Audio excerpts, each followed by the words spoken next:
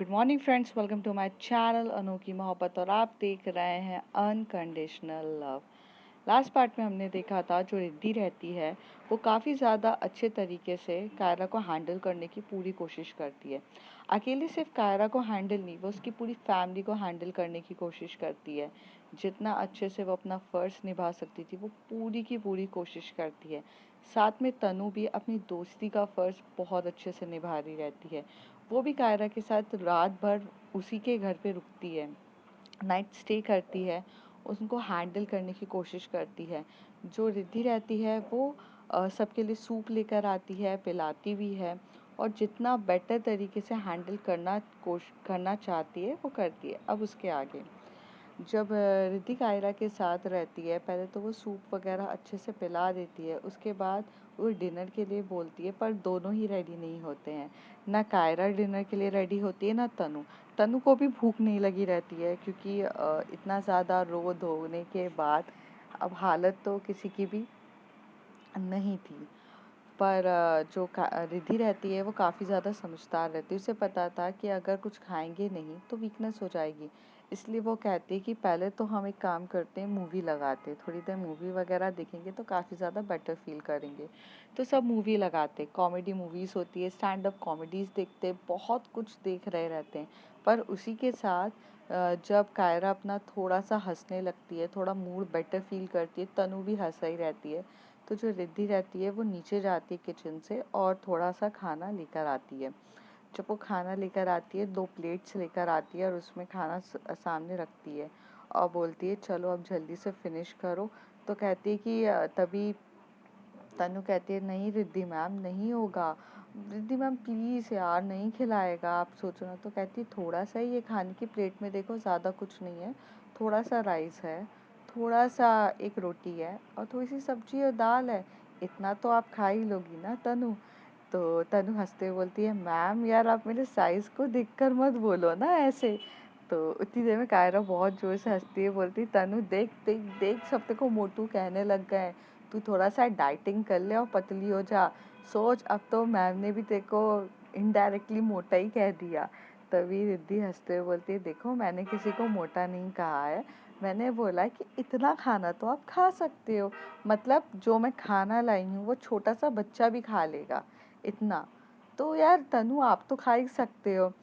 तो कायरा बोलती है नहीं नहीं रिद्धि रहने दो, हाँ तुम मेरी दोस्त को ना पहले से ही मोटा कह रही हो और मोटा कह नहीं रही हो, कह दिया है, अब तो बोलने लायक ही नहीं बचा है। मेरी पहले दोस्त की बेइज्जती कर दो, उसको इतने गंदे तरीके से बोलो और उसके बाद इतने अच्छे से आप बोल रहे हो कि आपने मोटा नहीं कहा है। तनु देख देख मैम तेरे को मोटा कह रही है। तो तनु बोलती हाँ मैम आपने इनडायरेक्टली मोटा ही तो कहा ना मुझे, मतलब अभी ऐसे बोलोगे तो कैसे चलेगा। तो तो रिद्धि कहती है देखो पहली बात तो मोटा नहीं कहा है और कायरा तनु को तो छोड़ो, आपको भी ये खाना फिनिश करना है। आप ना फालतू का डाइवर्ट मत करो अपना ध्यान, आप दोनों को ये फिनिश करना है खाना, मैं जब तक आती हूँ। तो कहती है मैं नहीं खाने वाली हूँ। तभी जो रिद्धि थोड़ा सा स्ट्रिक्टनेस से बोलती है मैंने कहा है खाना खा लो तो खा लो, मुझे नाटक नहीं चाहिए, ठीक है। कल जाके अगर तबीयत खराब हो जाएगी तो कौन हैंडल करेगा, दिखता नहीं है क्या, आपको दिखता नहीं है क्या, अभी आपकी तबीयत खराब हो जाएगी तो मम्मी पापा सब आपकी केयर करने लगेंगे या आपको उनकी केयर करनी है। Take your responsibility right now. और जब वो इतने स्ट्रिक्टनेस में बोलती है तभी कायरा को थोड़ा डर लगता है, फटाक से प्लेट उठाती है और अपने हाथ में लेके रोटी का बाइट खाने लगती है। चुपचाप जो वहाँ पे तनु रहती है वो भी डर के चुपचाप वो प्लेट उठा के दोनों खाने लगते हैं। फिर जो रिद्धि रहती है वो वहाँ से चली जाती है। तो तनु बोलती है यार ये इनको क्या बीच बीच में दौरे पड़ते हैं। तो कहती है दौरे नहीं यही है, तुमको ही लगता था ना कि रिद्धि बहुत स्वीट है, बहुत स्वीट है, स्वीट नहीं है डरा देती है मुझे, मैं इसलिए तो डरती हूँ। तो कहती है यार डरना तो छोड़ो यार, मुझे तो बहुत ज़्यादा डरा दिया। तो कहती है कि हाँ तो अभी तू तो ऐसी जाएगी, वैसे भी तू मोटी है, खा ले जल्दी से खाना ख़त्म होगा, मेरी भी रोटी खा। तो जो कायरा रहती है अपनी रोटी भी तनु को दे देती है, वो बोलती खा ले यार, तू खा लेगी, तू मोटू है। तो तनु बोलती है यार तू मोटा मोटा बोलना बंद कर यार, तुम दोनों ने मुझे मोटा बना दिया है। तो वो कहती है नहीं नहीं तेरी रोटी है, तू ही खा, मैं नहीं खाऊंगी। तो कहती है खा लेना बहन, प्लीज़ खा ले यार, मुझसे नहीं खिलाएगा यार, सूप पिलाया यार, बहुत ज़्यादा सूप पिलाया। पता है रिद्धि ने सिर्फ 2 या 3 स्पून सूप पिया है, बाकी मैं नहीं पिया यार, उसने मुझे ही पिलाया, प्लीज़ यार खा ले। तो कहती नहीं यार नहीं खिलाएगा। तो कहती यार थोड़ा सा पेट में एडजस्ट कर लेना, खा ले, खा ले, उसके आने से पहले पहले ख़त्म करना है, जल्दी खा ले। तो वो कहती है यार कायरा ये गलत बात है ना। कहती है यार तेरा साइज देख, उस हिसाब से तू 2 रोटी नहीं खा सकती है क्या। तो कहती फिर ये राइस भी तो ख़त्म करना। तो राइस मैं ख़त्म कर देती हूँ ना। तो कहती है नहीं नहीं राइस नहीं दूंगी, मैं किसी भी हाल में तेरे को राइस नहीं देने वाली, मुझे राइस खाना है। तो कहती है अच्छा ठीक है तू सब खा ले, मेरे भी राइस खा ले। तो कहती नहीं ये राइस तू ख़त्म कर। तो कहती है ऐसे। फिर ये लोग ना मस्ती मजाक करते करते खाने लगते हैं। जो रिद्धि का जो मूड रहता है वो थोड़ा अच्छे से ठीक करने के लिए वो ऐसी तनु को कह देती है कि आप 1 रोटी तो खा सकते हो, क्योंकि रिद्धि जानती थी कि अगर ऐसे बोलेंगे तो कायरा और जो तनु है वो दोनों एक दूसरे के साथ लड़ झगड़ के ही सही, पर ये उस टॉपिक को भूल के अपना मन डाइवर्ट करेंगे। और वैसा ही होता है, रिद्धि काफ़ी ज़्यादा इंटेलिजेंट रहती है और वो अपनी चीज़ों को बहुत ध्यान से करती है। जब रिद्धि बाहर निकलती है तो वो जाती है और जाके खाना परसती है और लेकर जाती है। तो वो वहाँ जाकर देखती है कि जो आंटी है वो सोफ़े पे ही कुछ हाथ पे सोफ़े पे सोई जाती हैं, उनके हाथ में कुछ रहता है। तो वो जब उनकी हाथ से वो चीज़ निकालती है तो वो एक्चुअल में उनकी मॉम एंड डैड की पिक रहती है, जो आंटी अपने हाथ में लेकर बैठी रहती हैं। तो वो हाथ में लेकर सो जाती हैं। तो वो हटाती हैं और बोलती हैं आंटी। तो वो कहती हैं हाँ रिद्धि क्या हुआ। तो कहती पहले खाना खा लीजिए आप। तो कहती है नहीं मैंने तो खा लिया। तब वो कहती कि आंटी मुझसे झूठ ना कहिए, आपने खाना नहीं खाया है, प्लीज़ खाना खा लो, तबीयत आपकी सही रहेगी तभी आप सबको हैंडल कर सकोगे। तो कहती है आपको कैसे पता चला कि मैंने खाना नहीं खाया। तो कहती है आंटी मैं किचन में जब खाना लेने गई थी, अगर आपने खाना खाया होता तो वहाँ पे आपकी प्लेट दिखती, और अंकल की भी, आप दोनों ने खाना नहीं खाया है। अंकल अभी सो रहे हैं और उन्होंने मेडिसिन खाई है, इसलिए मैं उनको उठाऊंगी नहीं, थोड़े टाइम के बाद मैं उन्हें खाना खिला दूंगी, लेकिन अभी आप तो खाइए। तो कहती है प्रीति यार खाना खाने की इच्छा नहीं है। तो कहते कि हाँ मैं जानती हूँ खाना खाने की इच्छा नहीं है और ऐसी सिचुएशन में नहीं खाते बनता है, बट हमें खाना तो पड़ेगा ना। और खाना खाना बहुत ज़रूरी है, क्योंकि आप जब तक खाओगे नहीं तो कैसे सही होगे। कहते हैं हाँ सिचुएशन तो ठीक नहीं है, पर क्या करें। और आपको अपने मॉम एंड डैड की याद बहुत आ रही है। तो वो कहती है कि तो ह्यूमन नेचर है ना, कि जब हमें हमारे सबसे ज़्यादा जब हमें दर्द होता है तब हमें अपने मॉम डैड की याद आती है। तो मुझे भी आती है। मेरे मॉम डैड मुझसे बहुत खफा हैं, बहुत ज़्यादा। मैं उनको कभी अच्छे से समझा नहीं पाई। मैं वो मुझसे इसलिए गुस्सा रहते हैं क्योंकि मैंने कायरा के पापा से शादी करी, जिसके लिए मेरे घर वाले रेडी नहीं थे। वो चाहते थे कि क्यों ऐसे इंसान से शादी करना है जिसके ऑलरेडी एक बच्ची हो, जब तुम्हें तुम्हें अच्छा खासा लड़का मिल सकता था जो तुम्हें काफ़ी ज़्यादा खुश रखता। तो उनका यही गुस्सा तो उनका यही गुस्सा है, और इसी वजह से मेरी मॉम मुझसे तो बात कर लेती हैं, पर पापा को बात करे हुए बहुत टाइम हो चुका है। मैं अपने पापा से सिर्फ़ और सिर्फ लिमिटेड बात होती है, या जब उन्हें मुझसे कुछ काम होता है या जब कुछ भी होता है तब उनकी मेरे से बात होती है, उसके बाद कभी नहीं होती। आपकी भाई बहन है, रिद्धि पूछती है। तो कहते कि हाँ मेरी 2 एल्डर सिस्टर्स हैं जो बहुत अच्छी हैं और जो हैं। तो कहते आप उनसे मिलते हो। तो कहती है हाँ मैं मिलती हूँ मेरी बहनों से। आपकी फैमिली मीटिंग होती है, रिद्धि पूछती है। तभी बोलते कि हाँ फैमिली मीटिंग होती है बट मैं बहुत कम जाती हूँ। तो कायरा पूछती है, तभी रिद्धि पूछती है क्यों? तो कहती है क्योंकि सबके बच्चे वगैरह सब आते हैं और मेरे बच्चा तो है ही नहीं है इसलिए। तभी रिद्धि बोलती है आप ऐसा क्यों सोचते हो कि आपका बच्चा नहीं है, कायरा आपकी बेटी है ना। तो कहती है कायरा यार, कायरा मुझे कभी अपनी मॉम समझती ही नहीं है, कभी वो मेरे साथ कहीं नहीं गई और कभी कायरा के पापा ने बोला भी नहीं। उनका तो ऐसा है कि ठीक है आपकी इच्छा हो, कभी उसे मेरे साथ ना मेरे घर नहीं भेजा कायरा के पापा ने। वो ही मुझे बोल देते हैं कि वो मेरी बेटी है, आप सिर्फ देख रहे हो। तो मुझे ना जब भी मैं उधर जाती हूँ तो मुझे मौसी बोलने वाले मेरी बहन के बच्चे मुझे बहुत बोलते हैं। बट मुझे ऐसा लगता है कि मुझे अब रियलाइज़ होता है, कुछ शादी के बहुत साल हो गए हैं लेकिन मैंने सोचा सब धीरे धीरे सही हो जाएगा, लेकिन कभी कुछ सही नहीं हुआ। रिद्धि मुझे अब ये फील होता है कि मेरे मॉम डैड सही थे। मैंने इनसे शादी करके बहुत बड़ी गलती करी और अपने लाइफ का सबसे बड़ी गलत डिसीजन लिया और आज मुझे थोड़ा पछतावा है। अब अपने फैमिली के पास किस मुंह से जाऊं जब उनसे ही लड़ झगड़ के इनसे शादी करी थी। मैंने पता है ये सोचा था कि रीना के जाने के बाद थोड़े टाइम के बाद ये समझ जाएंगे और इन्हें मेरा प्यार डिवोशंस वगैरह सब दिखेगा और एट लास्ट मतलब सब कुछ ठीक हो जाएगा।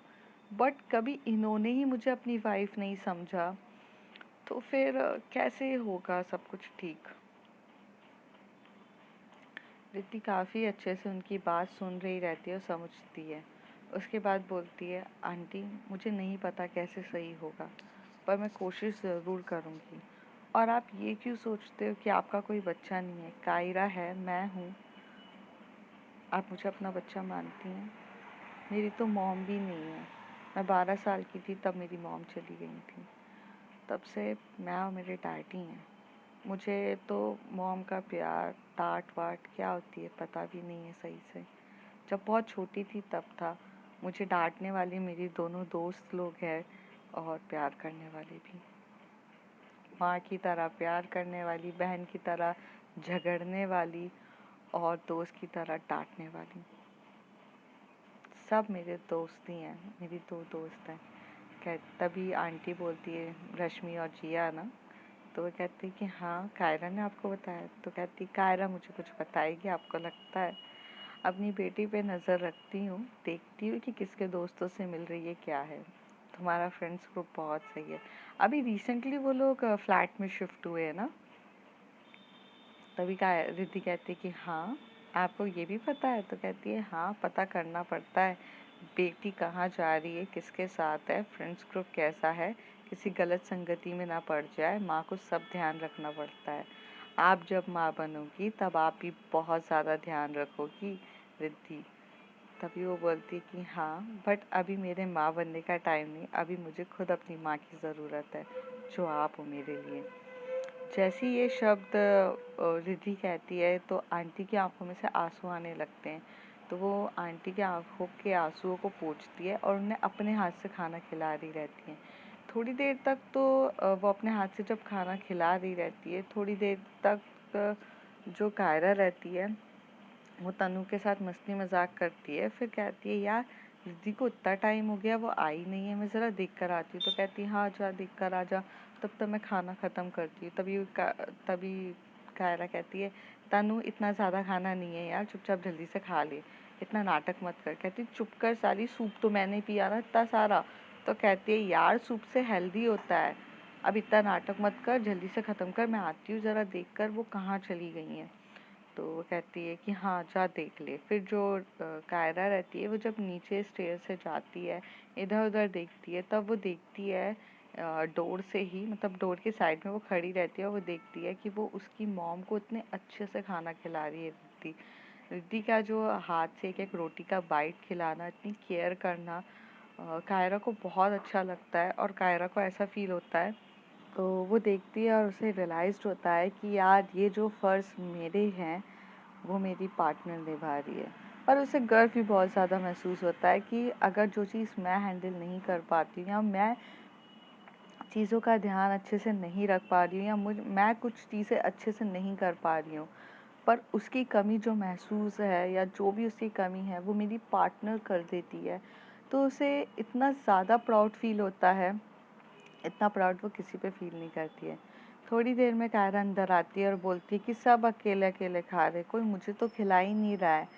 तो रिद्धि बोलती है आपने खाना नहीं खाया? तो कहती है कि पर आपके हाथ से तो नहीं खाया ना, तो आप अपने हाथ से मुझे भी खिलाओ। सारा प्यार अब मम्मी के लिए ही है क्या, मेरे लिए कुछ नहीं है? तो कायरा कहती है कि अच्छा, तो नहीं नहीं, आज सारा प्यार सिर्फ और सिर्फ मम्मी के लिए है, आपके लिए कुछ नहीं है, आप जाओ। तो कहती है अरे रिद्धि, आप पार्टी क्यों चेंज कर रहे हो, आप मेरी हो ना? तो कहती है नहीं नहीं, मैंने कब कहा मैं आपकी हूँ, मैं तो आंटी की हूँ। तो कहती है मम्मी इसको बोलो ना यार, ये मेरी है ना।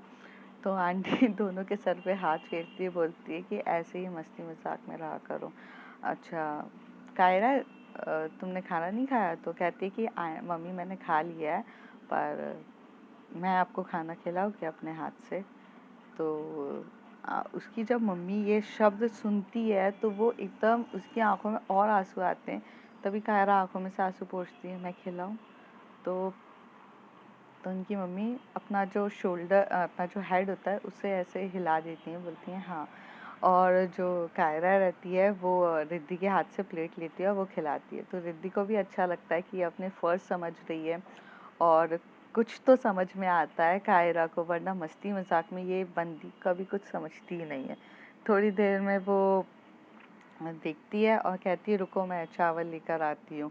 तो आंटी बोलती नहीं नहीं, मुझे नहीं खाना है, मुझसे इतना ही खिलाएगा। तो कहती नहीं नहीं रिद्धि, आप ले आओ, राइस खिलाना है मम्मी को, राइस खिलाएंगे आज।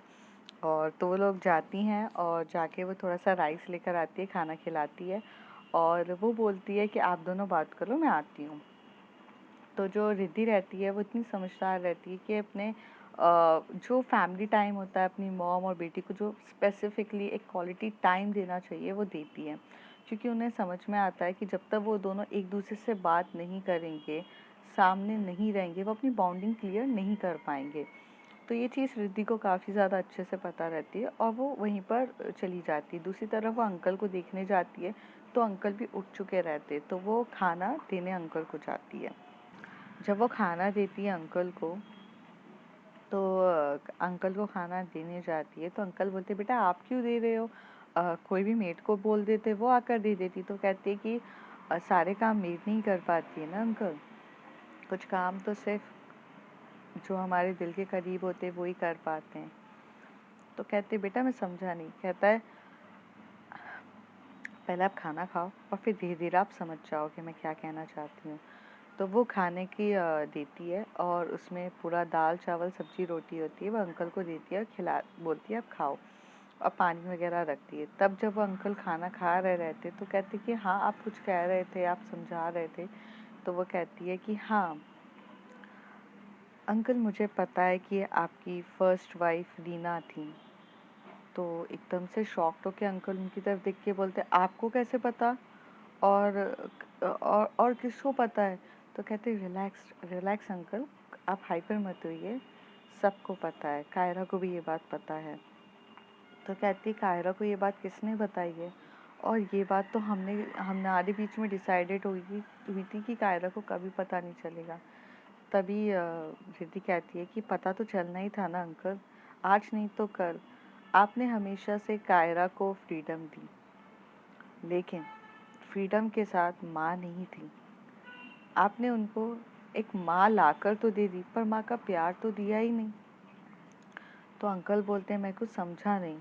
तो कहते आपने दूसरी शादी करी आंटी के साथ और आपने कायरा को माँ तो ला दी, पर क्या कायरा को ये समझाया कि जो आंटी, जो आप जिसको लेकर आए हो वो एक्चुअल में माँ है, उनकी केयर करो।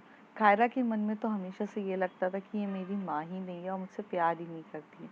कायरा ने अपने इतने साल यही बात करके निकाल दिए कि दोनों के बीच में बाउंडिंग नहीं है। पर आपका फ़र्ज़ नहीं था क्या? आपको तो पता था ना कि कायरा जो सोच रही है वो गलत है, और जो आंटी कर रही हैं वो भी तरीका गलत था, पर उनके इंटेंशंस गलत नहीं थे। आपने कभी भी बीच में आकर इन दोनों को एक करने की कोशिश करी? नहीं। आपने सोचा जैसा चल रहा है चलने दो, मेरी दुनिया के लिए तो भाई मेरी वाइफ भी है, दुनिया के लिए कायरा की मॉम भी है। पर क्या कायरा को अपनी माँ का वो प्यार मिल पाया जो वो ज़रूरी थी? 18 साल हो चुके हैं, I mean more than 18 years हो चुके हैं। तब से वो यही सोच रही है कि मेरी मॉम होकर भी मेरी मॉम नहीं है और प्यार नहीं दे रही। और इस 18 मोर देन 18 ईयर्स में जो आंटी है वो अपनी बेटी के प्यार के लिए तड़प गई हैं, पर आपने कभी क्लियर करने की कोशिश नहीं करी। आपने कभी इन दोनों को एक साथ बिता के इन दोनों की अंडरस्टैंडिंग मिसअंडरस्टैंडिंग को क्लियर ही नहीं किया। दोनों में एक अंडरस्टैंडिंग डेवलप करने की कोशिश ही नहीं करी। आपने सिर्फ और सिर्फ शादी करी लोगों को दिखाने के लिए, कायरा के एक मॉम का नाम देने के लिए। पर क्या आपने अपने फ़र्ज़ निभाए? आपने सिर्फ नाम के लिए शादी करी। जो इंसान, मतलब जिस इंसान ने आपको ये जानते हुए भी एक्सेप्ट किया कि आप रीना से प्यार करते हो और आपकी खुद की एक बेटी है, तब भी उन्होंने अपनी फैमिली से लड़के आपसे शादी करी, अपनी पूरी लाइफ आपको दे दी, एक बच्चा तक खुद का नहीं किया। तो इससे बड़ा सैक्रिफाइस और क्या करेगा कोई इंसान? पर आपने अंकल नहीं समझने की कोशिश करी। आपने कहा कि उन्हें तो बस यहाँ पर है, किटी पार्टी में जाती है, मस्ती मजाक करती है। जब इंसान के अंदर का जो वैक्यूम होता है ना वो बढ़ जाता है ना, तो इंसान बाहर जाता है अपने खुशियाँ ढूंढने के लिए। और वो वैक्यूम पैदा किसने किया अंकल? आपने। खाना खाइए अंकल, खाना ठंडा हो रहा है। आज अगर आपको खाना लेकर मैं आई हूँ तब भी आपको मेरी वैल्यू नहीं है कि यार मैं आपके लिए खाना लाई हूँ, आपका ध्यान रख रही हूँ, आपकी केयर कर रही हूँ, वो नहीं है। आपका सिंपल सा मतलब है मेड है तो वो रख लेगी। मेड सारे काम नहीं कर सकती है अंकल, वो मेड है। You are paying for this, but love, happiness और हर चीज़ें पैसों से नहीं खरीदी जाती है। आप कायरा को पैसे दे देते हो, कायरा को स्कूटी लाकर दे दी और पैसे दे दिए और कहा कि हर चीज़ कर लो। पर क्या कायरा से पूछा कि उसकी खुशी क्या है? क्या कायरा के साथ कुछ वक्त गुजार के उसकी और उसकी सोच क्या है, वो क्या चाहती है, वो लाइफ में क्या करना चाहती है, कभी सोचने की कोशिश करी अंकल? नहीं। आपने अपने आप को बिजी रखने के लिए आपने तो सिर्फ बिजनेस का सहारा ले लिया। पर आपके चक्कर में दो लोग के अंदर वैक्यूम पैदा हो गया, वो एक दूसरे से दूर होते जा रहे। आंटी अपनी खुशी के लिए बाहर किटी पार्टीज देखना स्टार्ट कर दिया कि वो बाहर जाएंगी, अपने दोस्तों से मिलेंगी तो थोड़ा खुश रहेंगी। लेकिन पति का फ़र्ज़, पति की हर चीज़ें आपने नहीं निभाई। दूसरी तरफ कायरा ने क्या किया? अपने दोस्तों के साथ बाहर चली गई या मेरे साथ है। आज वो मेरे साथ है पूरे तरीके से, क्योंकि उसको ऐसा लगता है कि उसे कोई नहीं समझता है, तो वो मेरे साथ रहती है। पर family, what is a family means? Did I said this is a family? ये है फैमिली जो जो डिस्ट्रैक्ट है, सब एक दूसरे से डाइवर्टेड है। किसी को क्या चाहिए, क्या लेना देना नहीं है। यहाँ 3 लोग हैं जो साथ में एक छत के अंदर रह रहे हैं पर अलग अलग जिंदगियां जी रहे हैं। तो क्या आप इसे फैमिली कहते हो कि सब साथ में होकर एक घर में रहकर भी नहीं है? इस ऐसी चीज़ों को घर नहीं मकान कहा जाता है, जिसके अंदर जब इमोशंस और फीलिंग्स ना हो। अंकल मेरे घर में ना सिर्फ मैं और मेरे डैड है। मेरी मॉम को गुजरे हुए बहुत टाइम हो चुका है, लेकिन हम घर बोलते हैं क्योंकि मैं अपने डैड के साथ सब चीज़ क्लियर करती हूँ और मैं बहुत ज़्यादा क्लोज हूँ अपने डैड के। और हम एक दूसरे को बहुत ज़्यादा टाइम देते हैं। हम शाम को आकर एक दूसरे के साथ बात करते हैं, एक दूसरे को टाइम देते हैं। इसलिए मुझे कभी किसी और की ज़रूरत नहीं पड़ी। मेरे जो अंदर का वैक्यूम है वो कभी आया ही नहीं। पर आपके यहाँ घर में है। अंकल सॉरी, मैं बहुत छोटी हूँ आपसे, और मैं आपको बहुत कुछ बोल रही हूँ जिसका मुझे कोई बोलने का हक भी नहीं है, शायद मेरा फ़र्ज़ भी नहीं है, लेकिन मैं सिर्फ़ इतना चाहती हूँ कि जो सैक्रिफ़ाइस आंटी ने किया है, जो प्यार, जो लव और केयरिंग वो चाहती हैं आपसे, आप उन्हें दीजिए। वो सीरियसली हकदार है उस प्यार और इन सब चीज़ों के। पर क्यों नहीं है? मतलब क्या है चीज़ों का?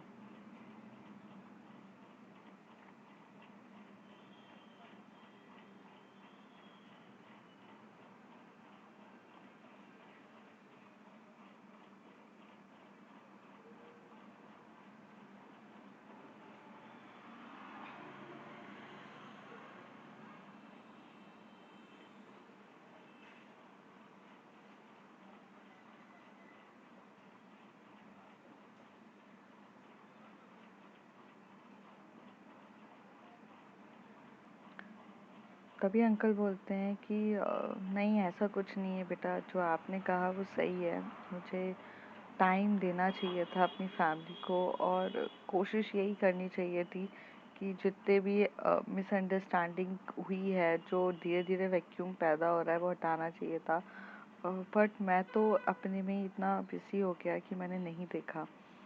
तभी वो बोलती है कि यही चीज़ हुई है, पर अब क्या सोचा है अंकल? तो कहते अब बहुत देरी हो चुकी है, अब क्या करूं मैं? देरी बिल्कुल भी नहीं हुई है, अभी तो सही समय स्टार्ट हुआ है अंकल। कायरा को आंटी के बारे में सब कुछ पता चला है। अब वो पहले से अपने आप को चेंज करने की कोशिश कर रही है और वो आंटी के अब करीब आ रही है। जब वो आंटी के अब करीब आ रही है तो आंटी भी उसके करीब हैं। तो आपको भी अब अपने पति का फ़र्ज़ निभाना है, उन्हें थोड़ा टाइम दीजिए। इतने साल आपने सिर्फ़ और सिर्फ़ शादी नाम के लिए करी है। आज जब शादी है तो शादी के कुछ फ़र्ज़ निभाइए। पता है, मुझे ज़्यादा कुछ पता नहीं है, पर इतना जानती हूँ कि मेरे डैड हमेशा से एक चीज़ कहते थे कि जो शादी होती है वो 2 पहियों पे चलती है। एक भी पहिया अगर सही से ना चले तो शादी नहीं चल सकती। आपका जो पता है, आपकी लाइफ़ के दोनों पहिये सही तरीके से चल रहे हैं, बस दोनों पहिये एक-दूसरे से बात नहीं कर रहे हैं। वो आपको कभी किसी चीज़ के लिए ना डिसरिस्पेक्ट नहीं करती हैं, किसी चीज़ के लिए कट नहीं करती हैं, आपको जो करना है वो करने देती हैं। पर आपने कभी उनसे एक बार भी प्यार से बैठ के पूछा नहीं कि क्या चाहिए। आपके लिए उन्होंने ना अपनी पूरी लाइफ डेडिकेटेड कर दी, पर आपने क्या किया? आप तो आज बहुत खुश हो ना कि आपके पास एक वाइफ है और आपकी बेटी है, पर उनके पास क्या है? आपकी बेटी आपकी सुनती है, लेकिन उन्होंने जिस लड़की के लिए अपनी पूरी लाइफ दे दी, वो बेटी तो नफरत करने लग गई थी। उन्हें तो ये लगता था कि मेरी बेटी मेरी नहीं सुनती है, उनको तो वो दुश्मन समझने लग गई थी। क्यों अंकल? आपकी वजह से ना, क्योंकि आपने कभी कोई चीज़ क्लियर करने की कोशिश ही नहीं करी। आपने थोड़ा सा टाइम देते, सब चीज़ करते, तो चीज़ें हो जाती ना बेटर तरीके से, पर आपने नहीं दिया। क्यों अंकल? तो कहते हैं बेटा मैंने कभी समझा ही नहीं, मुझे समझ में ही नहीं आया कि आज मुझे फ़ील होता है कि मैंने बहुत बड़ी गलती करी। उस समय मुझे किसी ने कुछ समझाया ही नहीं और किसी ने बताया भी नहीं, और कायरा की मम्मी ने भी मुझे कभी कुछ नहीं बता के ये बोला कि यार चीज़ें ऐसी हैं, चीज़ें हो रही हैं, मुझे पसंद नहीं है। आप ये बताओ कि वो क्यों बोलेंगी? कुछ चीज़ें ना वो अपने पार्टनर से एक्सपेक्ट खुद ही करता है इंसान। ज़रूरी नहीं है कि वो ये हर बार आपको आकर हर चीज़ कहें। So uncle, it's my kindly request with you कि प्लीज़ प्लीज़ थोड़ा सा वक्त दीजिए अपनी फैमिली को, अपनी पार्टनर को और उनको। जैसे जैसे आप दोगे काफ़ी ज़्यादा प्रॉब्लम सॉल्व हो जाएगी। और ऐसे कहकर जो रिद्धि रहती है वो रूम से निकलती है। तभी जब रिद्धि निकल रही रहती है तो अंकल कहते हैं बेटा थैंक यू सो मच। तो वो बोलती है कि anything for you uncle, but मैं सीरियसली चाहती हूँ कि आप आंटी को अच्छे से समझें और उनके साथ वक्त गुजारिए। प्यार की ज़रूरत सबको है, चाहे वो कायरा हो, चाहे आप हो, या चाहे आंटी हो। इमोशनल वैक्यूम इंसान को सिर्फ भटकाता है। मेरे ख्याल से आप समझेंगे। आज आप जब इस सिचुएशन में थे तो आपको प्यार करने के लिए आपकी बेटी आई और आपकी बीवी भी भागते हुए आई। तो आपको भी प्यार की ज़रूरत है, उसी तरीके से उन्हें भी ज़रूरत है। मेरी बात पे गौर करिएगा और थोड़ा सा टाइम निकालिएगा, क्योंकि ये भी काफ़ी ज़्यादा ज़रूरी है। और ऐसे बोल के जो रिद्धि है वो रूम से निकल जाती है। दूसरी तरफ वो जब बाहर आती है तो तनु ढूंढ रही रहती है सबको।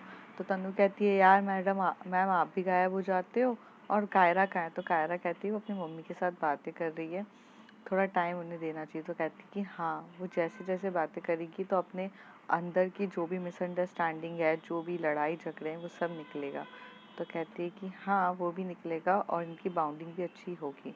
चलो हम रूम पर चलते हैं। तो कहती है मैम मैं क्यों रूम पर जाऊँ आपके साथ? वो तो हक तो कायरा का है ना, मेरा थोड़ी ना है। तभी जो रिद्धि रहती है वो तनु के जो सर पे थोड़ा सा मार के बोलती है, यार तुम्हें पता भी है मैं तुम लोगों से बड़ी हूँ, तुम मेरे साथ ही ऐसे मजाक कर रहे हो। तो कहती है, यार मैम आपके साथ तो अच्छा लगता है ना, और मजाक मस्ती तो हमारे बीच में चल सकती है ना।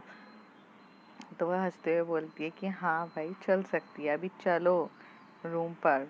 तो कहती, तुमने खाना फिनिश किया? तो कहती है, यार आप भी ना कायरा की तरह ऐसे पीछे पड़ जाते हो, खाओ खाओ खाओ। यार समझ में नहीं आता क्यों इतना खिलाते हो मुझे।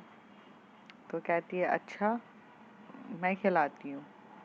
तो कहती है, हाँ आप भी बहुत खिलाते हो, आज आपने मुझे इतना सारा खाना खिलाया। तो वह हंसते हुए बोलती है, चलो अब। और चले जाते हैं ये रूम पे। अब देखते हैं फ्रेंड्स आगे क्या होता है। If you like my story, like share and subscribe. Thank you.